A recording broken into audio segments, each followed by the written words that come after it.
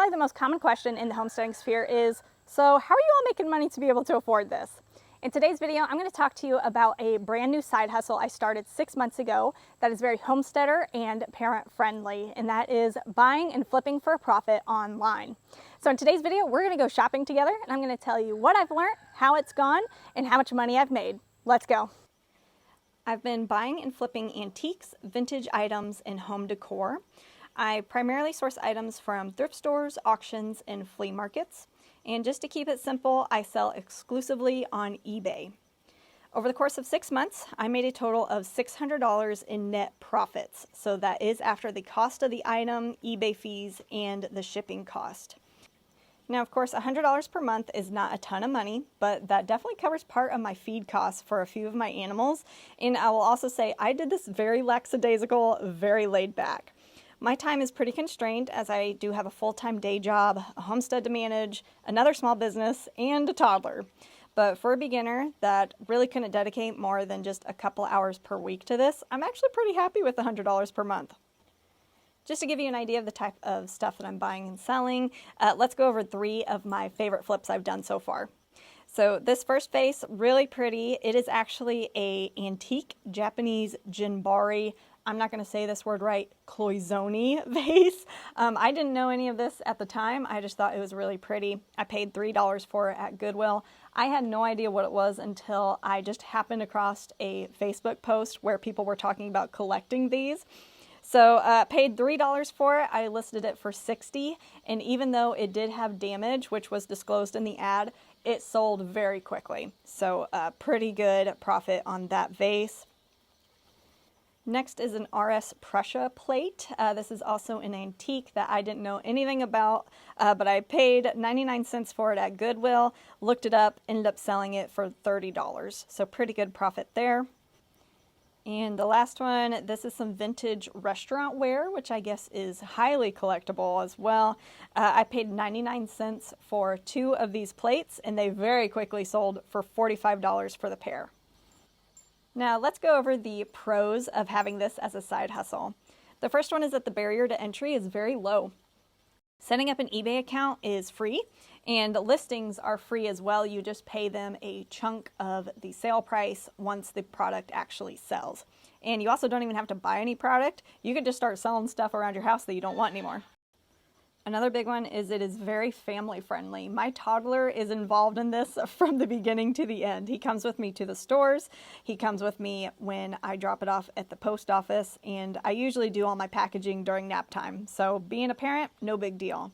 It's also very homesteader friendly because it can be a winter activity, a rainy season activity. It's just very flexible. You can do it at night when you can't be out in the garden. It's just overall great for farmers. If you're a busy person like me, the nice thing is it's scalable and you can dedicate as little or as much time to it as you want to. For me, I would just stop at the thrift store when I'm already on my way to get groceries, or I would just check out auctions that happen to fall on my days off anyways. So it really wasn't taking a lot of my time. And the last pro, that's probably the biggest, is it's just enjoyable. It's fun to do. It's fun to go shopping. It's fun to find exciting stuff that you get to take home and price. It's just fun. Now let's talk about the cons that I've come across. The first one is there's definitely a learning curve. I've gotten a lot better at getting a feel for what is valuable and what's not, but when I very first started that first month, I definitely bought some things that I shouldn't have. I would also recommend that you start with buying and flipping things that you know. That's why I'm sticking with antiques and vintage items. I've been buying antiques for years, so I'm a little bit familiar with what's popular and what's not.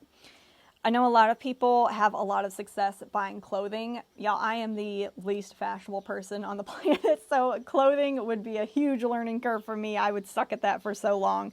But for sure, just go with what you know. If you're familiar with baseball cards, if you're familiar with purses and those brands, that's what's going to be the easiest for you. And there is a little bit more work involved than what you might initially think. You have to take the items home, you have to clean them, you have to remove the stickers, you need to thoroughly assess for damage, you don't want returns, those are very costly, and you have to fill out the listing. Now, I've gotten a lot quicker at filling out the listings, but at first I was pretty slow at that. Another big one is that eBay does take a pretty good chunk out of your profits. For most of my stuff, I think it's typically around 13%, and that is of both the item and the shipping cost. So that hurts a little bit whenever they take those fees out.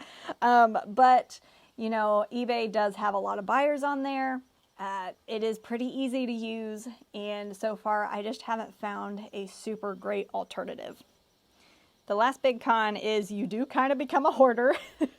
You can't expect stuff to sell immediately. Some stuff I've held on to for several months, and you have to have a spot to store it. So definitely think about that as you're buying things. Where are you going to put it? How you're going to organize it? Because that's another thing too.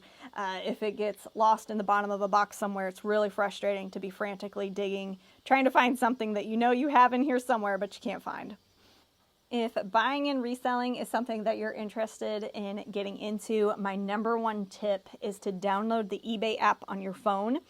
There is a search option on there where you can actually just take a picture of the item that you're thinking about buying. It will pull it up, and then from there you can filter the results for the sold listings. So you can actually see what items are selling and for what price.